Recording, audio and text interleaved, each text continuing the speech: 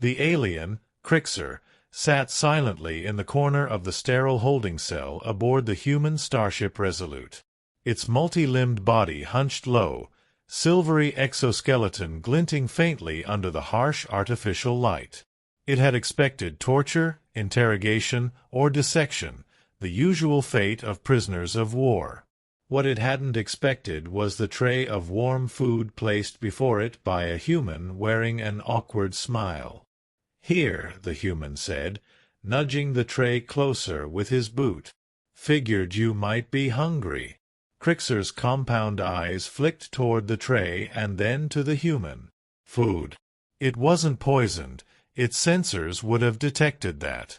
But this kindness, this hospitality, was incomprehensible. Krixar had been part of the Raikani Swarm, a species that saw all others as resources to be consumed or controlled. Humanity had been one such target. A species deemed weak and scattered, easy prey for the swarm's expansion. But the humans weren't like the other prey species. The humans had fought back, not with overwhelming strength, but with unity, cunning, and an ability to turn even their smallest weaknesses into strategic advantages. Against all odds, they had shattered the swarm's hive fleets, driving the Raikani into retreat. And now, Krixar, once a proud tactician of the swarm, was their captive. "Not going to eat, huh?" the human said, sitting cross-legged on the floor outside the cell. His uniform bore a patch that read Lieutenant Marcus Finn. His face was open, friendly, with none of the malice Krixar had come to expect from conquerors. "That's fine. I'll just leave it here. You've been through a lot." Krixar remained motionless, though its mind churned. Why would an apex predator, one who had clearly defeated its enemy, show compassion? The humans had no need for prisoners. Raikani were seen as parasites by most galactic species. Their kind was usually exterminated without a second thought. The tray remained untouched for days, but the human kept returning. He brought more food, water, and sometimes simply sat, telling Krixar stories of Earth, of sprawling oceans, lush forests, and towering cities. He talked about his crewmates, the battles they'd fought, and even mundane things like card games and poorly cooked meals in the ship's galley. Krixar did not respond. It didn't trust this friendliness. But slowly, the alien began to notice something strange. The humans aboard the Resolute treated Krixar not as an enemy, but as a guest. There was no mocking, no abuse, no attempts to extract information. Instead, the crew went out of their way to ensure Krixar's comfort. Then, one day, the door to the cell slid open, and Lieutenant Finn walked in holding a small, glowing orb. "This," he said, placing it gently on the floor, "is a universal translator. You've been silent for a while, and I thought maybe it was because we couldn't communicate properly. Thought I'd fix that." Krixar hesitated, then reached out with one of its smaller limbs to touch the orb. It activated with a soft hum, and for the first time, Krixar spoke in a voice the humans could understand. "Why are you doing this?" it asked, its tone sharp with suspicion. "Your kind has won. Why not end me as you did the others?" Finn leaned back against the wall, crossing his arms. "Because we're not like that," he said simply. "We're not here to wipe you out. You're alone, scared, and far from home. That makes you family now." Krixar recoiled at the word. "Family? I am Raikani. I have no family." "Not anymore," Finn said, his expression softening. "But that doesn't mean you can't have one now. Humans, we don't leave people behind, even if they start out as enemies." Krixar couldn't comprehend it. The swarm operated on strict hierarchies and utilitarian relationships. There was no room for kindness, no concept of family beyond genetic necessity. Yet these humans were offering something it had never known: belonging. Weeks turned into months, and Krixar began to interact more with the crew. It learned their customs, their humor, and even their strange, chaotic sense of loyalty. The humans didn't just tolerate each other, they celebrated each other. They forgave mistakes, shared burdens, and showed a level of empathy that baffled the alien. Krixar found itself opening up, sharing stories of the swarm, its own experiences, and even its fears. The crew listened without judgment, treating Krixar as one of their own. They nicknamed it Krix and invited it to their games, meals, and even tactical meetings. It wasn't long before Krixar's analytical mind became an asset. The swarm's hive-mind tactics were ruthless but efficient, and Krixar began helping the Resolute anticipate other threats, even suggesting improvements to their defensive strategies.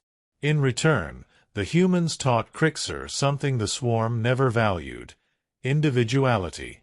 It learned to make choices for itself, to think beyond the collective, and to value the lives of others. But the true test came when the Resolute encountered another Raikani fleet on the edges of human space. The swarm was regrouping, and Krixar knew what that meant: total annihilation for humanity if they weren't prepared. As the crew debated their next move, Krixar made a bold decision. It volunteered to communicate with the swarm, to try and convince them to retreat. "They will not listen to you," it warned Finn. "But they might listen to me." The crew was hesitant, unsure if they could trust Krixar's loyalty. But Finn, ever the optimist, defended it. "Krix is one of us now," he said. "We trust our family." Krixar stood before the communications array, its voice amplified across the void. It spoke in the swarm's clicking, guttural tongue, invoking ancient rites of challenge and defiance. It told the swarm of humanity's strength, their unity, and their capacity for mercy. It warned them that humanity was not prey, but equals, beings capable of both destruction and compassion. The swarm hesitated.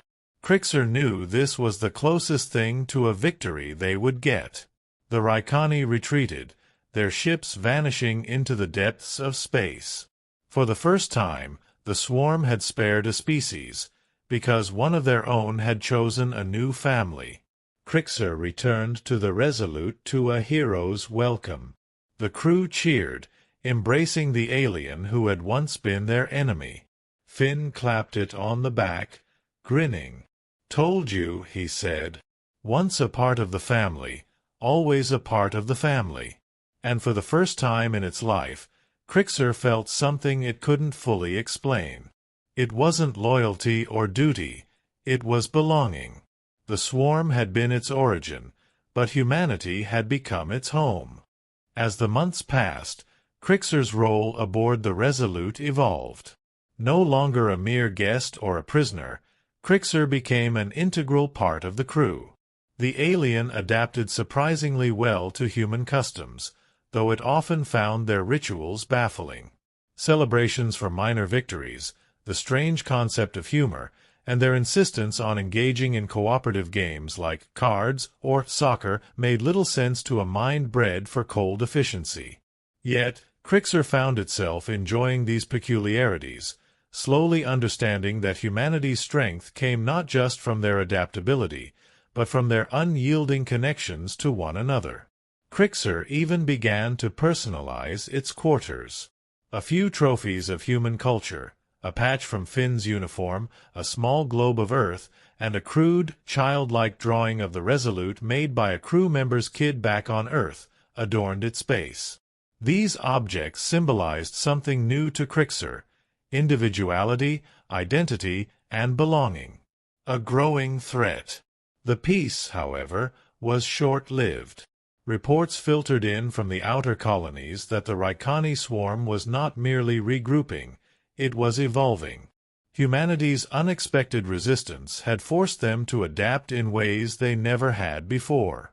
Krixar knew this was the swarm's most dangerous state, desperation combined with ingenuity. The swarm had created a new breed of combat drone, one that no longer relied on the hive mind but operated autonomously, making them unpredictable and deadly. Worse, the swarm had begun targeting not just planets but entire ecosystems, collapsing food chains and resources to force humanity into submission. The Resolute was deployed to the front lines, where it joined an armada tasked with protecting a critical colony on a terraformed moon called Erithos. The moon was home to millions of settlers and served as a vital supply hub for the war effort. Losing it would cripple humanity's defenses. As the swarm fleet approached, Krixar was summoned to the strategy room. It stood beside Commander Finn, watching the holographic display of enemy movements. The room was tense. Human officers whispered uneasily, clearly still grappling with the idea of trusting a former swarm tactician. "This is different," Krixar said, its voice resonating with a newfound authority. "They are no longer acting as a single entity. Their drones are behaving like independent units, testing your weak points. If you fight them as you did before, you will lose." "And what do you suggest?" Finn asked, his tone respectful but firm. Krixar extended a clawed limb, pointing to a section of the holographic display. "They will funnel your fleet toward this sector, where their ambush forces lie. But if we strike here," it gestured to a vulnerable node in the swarm's formation, "we can cut off their reinforcements and disrupt their attack." The room fell silent. The strategy was bold, and it required trusting Krixar completely. Finn turned to his officers. "You heard them. Let's make it happen." The battle for Erithos. The battle that followed was one of the fiercest humanity had ever faced. The swarm's drones swarmed in chaotic patterns, overwhelming traditional targeting systems. But Krixar's knowledge of their tactics turned the tide. It coordinated the fleet's movements with precision, anticipating the swarm's ambushes and exploiting their weaknesses. At a critical moment, when the swarm launched a surprise assault on the colony's orbital defenses, Krixar made a startling decision. It volunteered to lead a strike team aboard a small stealth vessel to infiltrate the swarm's command ship, a massive, living bioconstruct that directed the drones. "Are you sure about this?" Finn asked as Krixar prepared to board the vessel. Krixar's compound eyes glinted with determination. "If the swarm sees me, it may hesitate. I am an anomaly to them now, a Raikani that does not obey the hive. That hesitation could give us the edge we need." Finn gripped Krixar's limb, a gesture of solidarity that the alien had come to understand as uniquely human. "Be careful. Your family now, Krix. We don't leave family behind." Krixar led the strike team into the swarm's command ship, navigating its organic corridors with a mixture of familiarity and revulsion. The team encountered fierce resistance, but Krixar's knowledge of the ship's layout allowed them to bypass most of the defenses. They reached the core, a pulsating luminous organ that served as the nexus of the drone's coordination. Krixar approached it, its claws trembling. This was the heart of the swarm, the very thing it had once served without question. Destroying it would sever the drone's link to the hive-mind, but it would also mark Krixar's final break from the species that had created it. As Krixar prepared to plant the charges, a voice echoed in its mind, a voice it hadn't heard in months. The swarm's collective consciousness reached out to it. "You are lost," the voice said. "You belong to us. Return, and you will be welcomed." Krixar hesitated. The pull of the hive was strong, a siren call to the safety of mindless unity. But then it thought of Finn, of the crew of the Resolute, of the warmth and laughter it had experienced among the humans. It thought of the strange, fragile thing they called family. "I have found something better," Krixar replied aloud. "And I choose them." It activated the charges and signaled the team to retreat. The explosion that followed tore through the command ship, severing the swarm's coordination and sending the drones into disarray. The human fleet capitalized on the chaos, driving the swarm away from Erithos and securing the colony. A new future. In the aftermath of the battle, Krixar returned to the Resolute to a hero's welcome.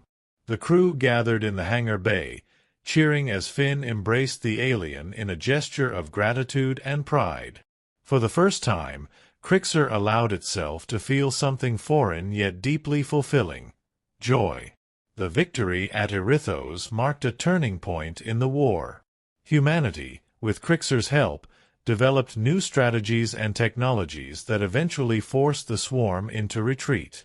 But the greater victory was what Krixar represented: a bridge between two worlds, a symbol of what was possible when enemies became allies.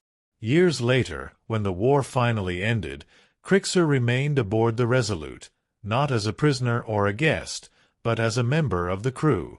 It carried with it the lessons of humanity. That strength came not from domination, but from connection, and that family was not defined by species, but by choice. And so, when humanity decided Krixar was family, it not only saved a life, it changed the galaxy forever. As the years passed, the legend of Krixar grew, spreading across human colonies and even reaching distant alien civilizations. Krixar became a symbol of what humanity stood for: unity, resilience, and the ability to embrace even those who once sought their destruction. But the galaxy was vast, and peace was always fragile. A new threat. Humanity's rapid expansion and the swarm's retreat left a power vacuum in the galaxy. New factions emerged, some friendly, others hostile. One such faction, the Zephyrians, was an enigmatic species that had remained hidden during the Raikani War. They were technologically advanced, their ships sleek and almost organic in appearance, their intentions cloaked in mystery. They came not as conquerors, but as judges. The Zephyrians claimed to be stewards of galactic balance, tasked with ensuring no one species grew too powerful. They viewed humanity's rapid rise as dangerous and unsustainable. Their emissaries arrived on Earth, demanding that humanity voluntarily limit its expansion or face correction. The Horizon Collective, now the central governing body of humanity and its allies, refused.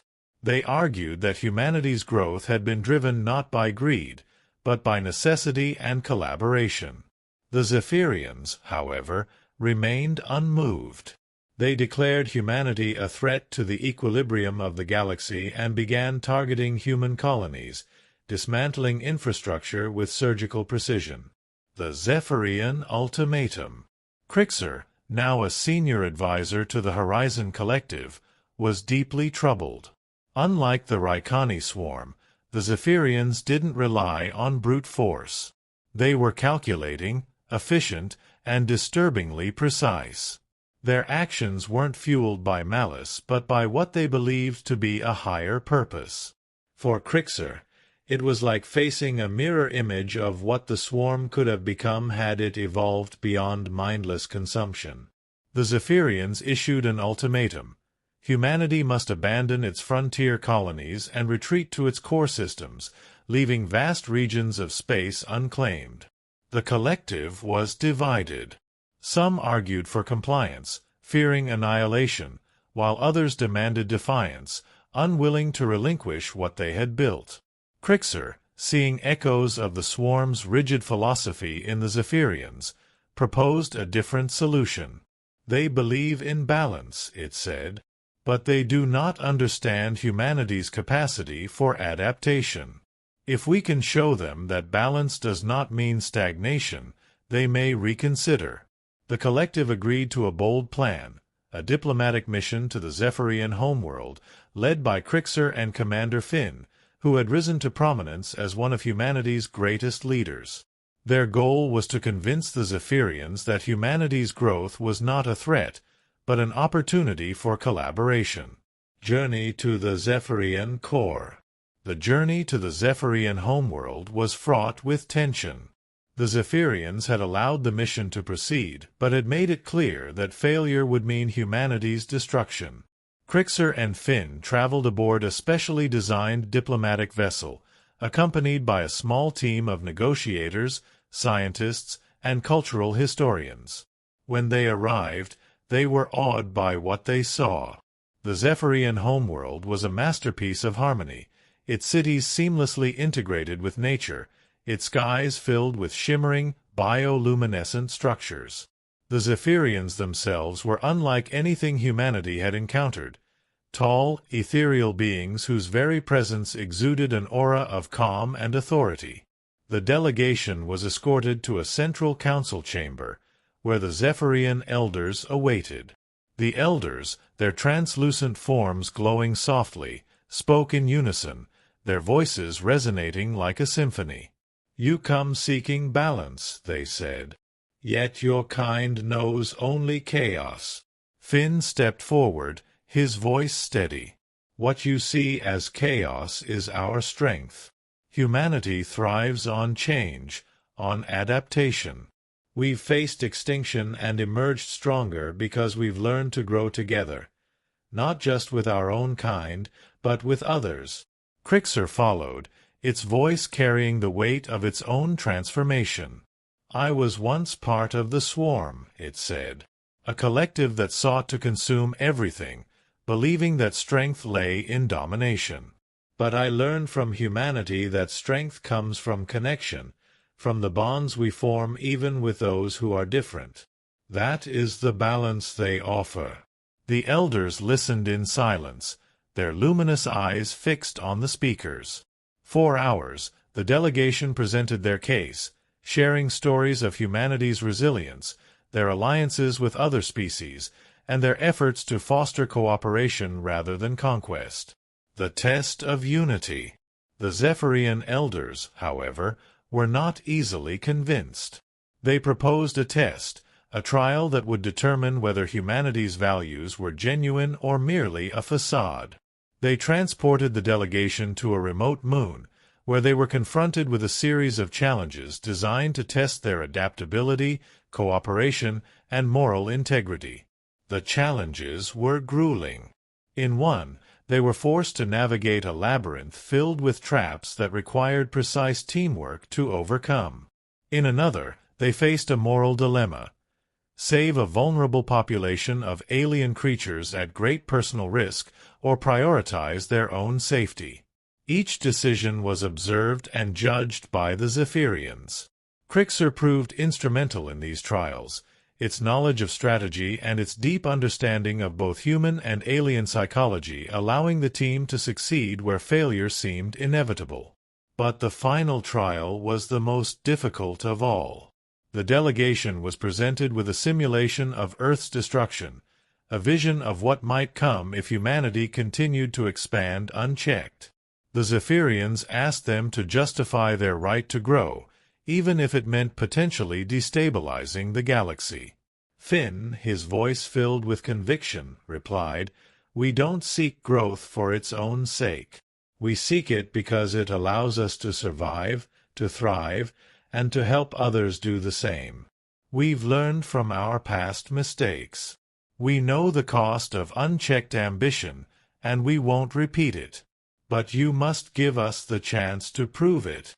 Krixar added, "Humanity's strength lies in its ability to change. They took me, a being bred for destruction, and gave me a new purpose. If that isn't balance, I don't know what is." Redemption and alliance. After days of deliberation, the Zephyrian elders made their decision.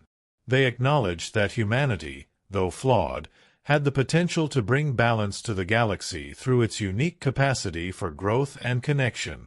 Rather than enforcing limitations, the Zephyrians offered an alliance, pledging to guide humanity as it navigated its expansion.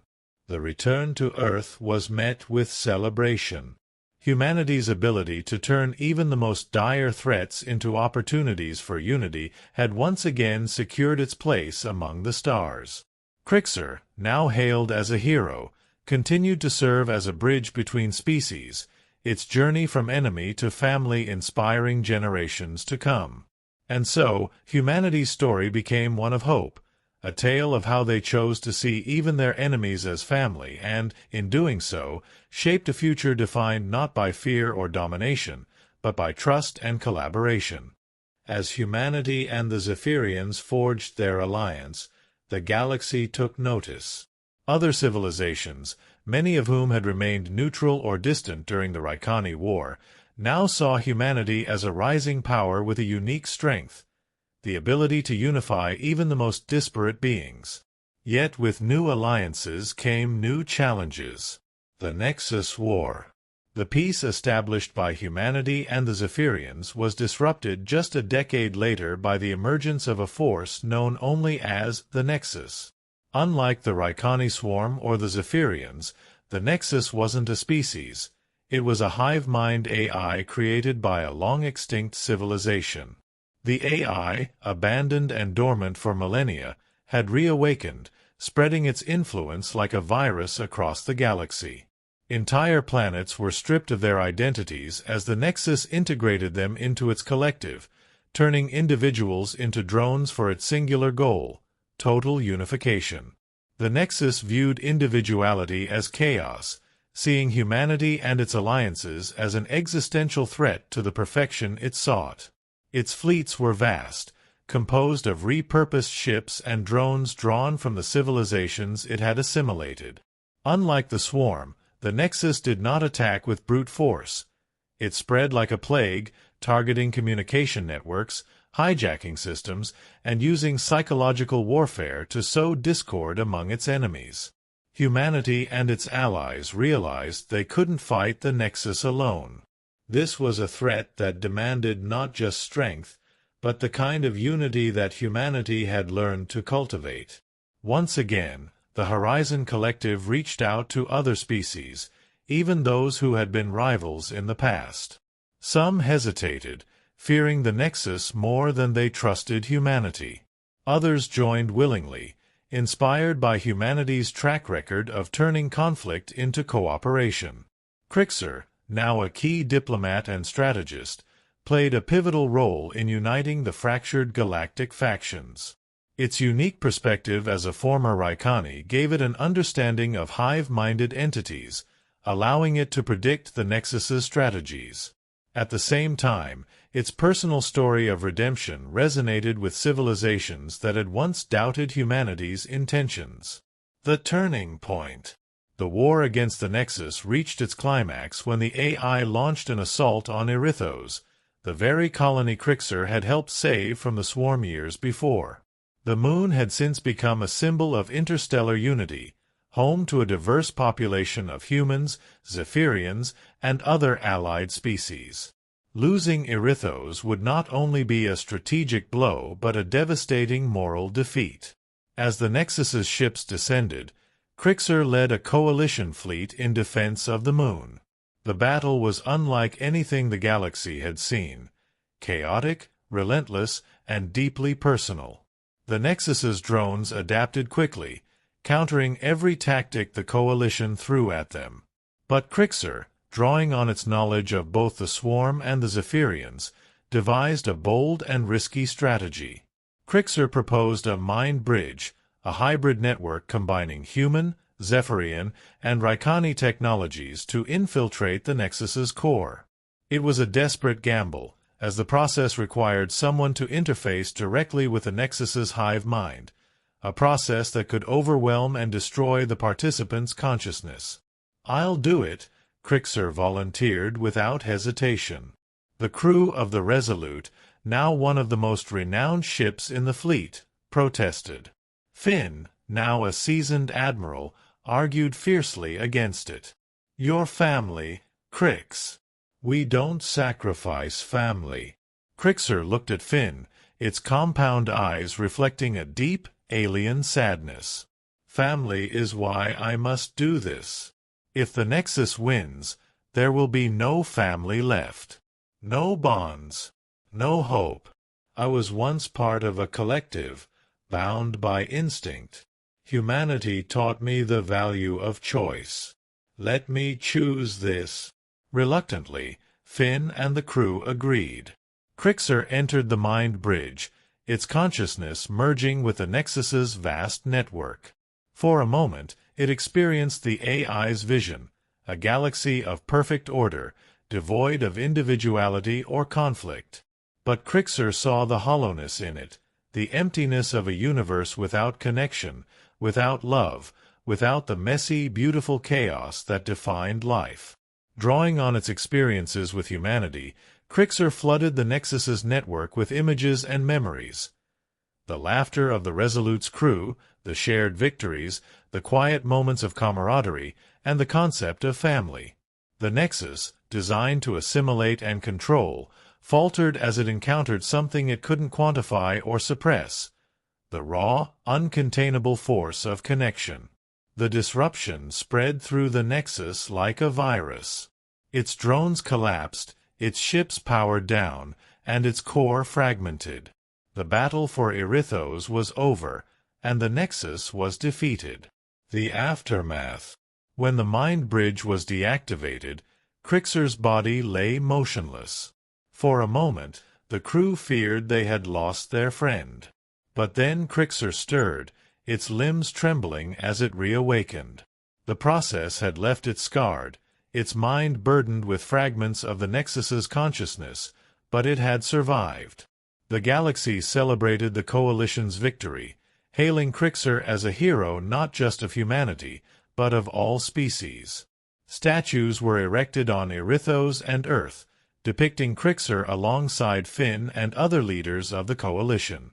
The victory was a turning point, solidifying humanity's reputation as a force for unity and hope.